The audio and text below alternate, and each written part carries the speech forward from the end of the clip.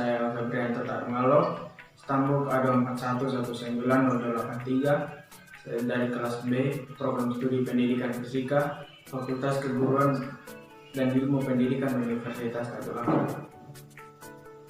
Baik, saya akan menjelaskan sedikit mengenai materi percobaan 4 pada praktikum termodinamika, yaitu kalor uap air. Sebelum itu kita ketahui tujuan percobaan ini ada 5, yaitu yang pertama memahami konsep kalor uap, kemudian memahami asas-asas perpindahan kalor, kemudian menjelaskan kalor uap, kemudian menganalisis benda yang melepas dan menerima kalor, kemudian memahami atau menjelaskan pengertian kalor uap air.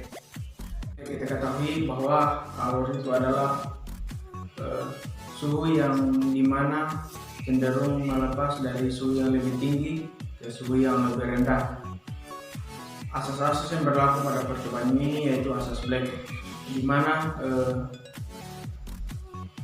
pada pencampuran dua zat, suatu zat yang suhunya lebih tinggi akan melepas ke suhu yang lebih rendah. Nah, di sini berlaku bahwa dilepas sama dengan diterima. Suhu yang dilepas dari temperatur atau suhu yang lebih tinggi sama dengan kalor yang diterima oleh benda atau zat yang suhunya lebih rendah. Kalor uap air sendiri adalah banyaknya kalor persatuan massa yang ditarik pada titik didihnya agar wujud zat cair berubah menjadi wujud gas.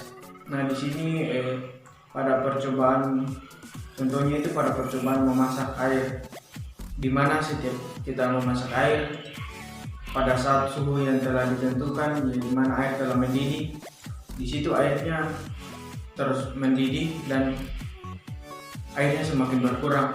Nah, ini disebabkan oleh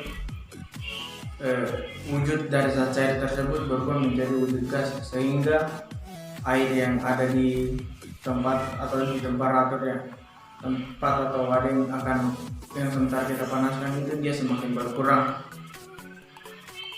Nah, penguapan sendiri adalah peristiwa terjadinya zat cair ke zat gas. Perpindahan kalor ini adalah di mana suatu benda atau zat yang memiliki temperatur atau suhu yang lebih tinggi lebih cenderung melepas ke suhu yang lebih rendah. Nah, perpindahan kalor sendiri ini ada 3, yaitu konduksi, konveksi, dan radiasi. Konduksi sendiri ini adalah perpindahan kalor secara langsung dengan tidak diikuti oleh partikel-partikelnya. Kemudian perpindahan kalor konveksi adalah perpindahan kalor yang secara langsung atau melalui suatu benda dengan diikuti partikel-partikelnya.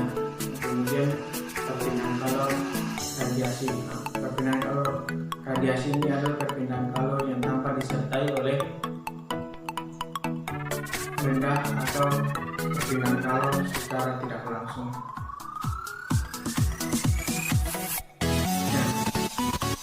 Kalor uap sendiri itu adalah banyaknya kalor persatuan massa yang ditarik pada titik didihnya agar wujud zat cair berubah menjadi wujud zat gas pada titik yang konstan. Penguapan sendiri adalah peristiwa terjadinya zat cair dan zat gas, di mana kita memanaskan air itu semakin lama semakin berkurang. Nah, ini disebabkan oleh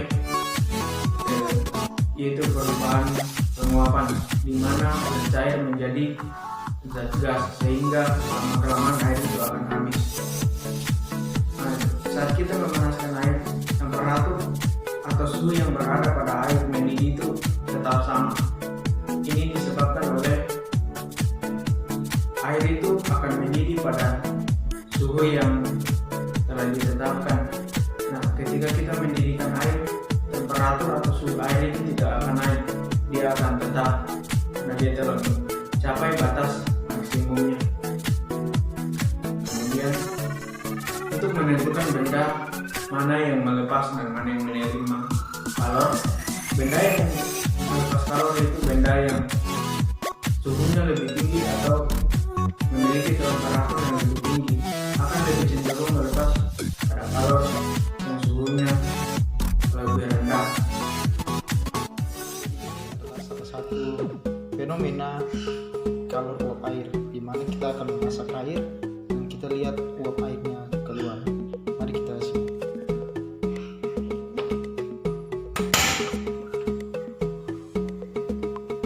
Nah, kita tunggu sampai air ini mencapai titik didih, yaitu pada suhu 100 derajat Celcius. Di sini airnya sudah mencapai kira-kira berapa puluh derajat, hampir mendidih. Kita tutup dulu biar proses mendidihnya lebih cepat.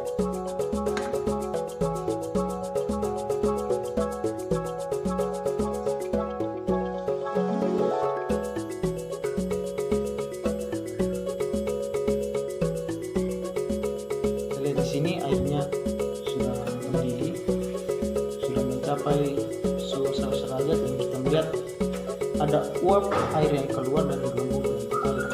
Nah, pada saat terjadi proses mendidih ini, semakin lama proses mendidihnya terjadi, semakin lama dia mendidih, semakin banyak gelembung-gelembung air atau uap-uap air yang tercipta. Gelembung-gelembung ini menjadi uap karena dia bergerak lebih cepat ke permukaan dan melepaskan diri dari permukaan air sehingga terjadilah uap air. Kenapa gelembung ini terjadi? Itu karena terjadinya perpindahan kalor sehingga menyebabkan air yang berada pada dasar alat ini itu massa jenisnya berkurang sehingga dia naik ke permukaan. Itulah yang menjadi gelembung dan menjadi uap air. Kita lihat sini, kita matikan kompornya. Pada saat ini suhu di sekitaran atau di benda ini sudah menurun. Kita lihat gelembung-gelembungnya sudah menghilang. Itu membuktikan bahwa ketika suhu diturunkan, gelembung-gelembung itu akan menjauhi dan menghilang dari permukaan air.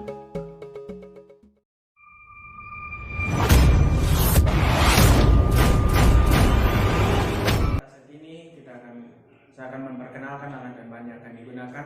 Yang pertama itu adalah kalorimeter, di mana kalorimeter ini digunakan untuk menghitung kalor jenis yang ada pada zat atau benda yang akan diukur kalornya. Kemudian ada penjepit. Penjepit ini digunakan untuk menjepit atau memperkuat bahan yang akan kita gunakan agar dia tidak tergeser. Kemudian stopwatch. Stopwatch ini digunakan untuk menghitung waktu selama penguapan atau selama dalam proses percobaan. Dan kemudian ada termometer batang.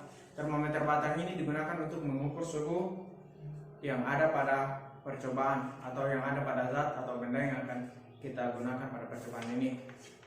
Kemudian ada kompor listrik. Kompor listrik ini digunakan sebagai sumber panas atau sumber api yang akan kita gunakan. Kemudian ada narca digital. Nah, narca digital sendiri ini digunakan sebagai pengukur massa dari zat atau benda yang akan kita ukur kalornya. Kemudian statif. Nah, statif ini digunakan sebagai penggantung atau penjepit pada bahan yang akan kita lakukan percobaannya.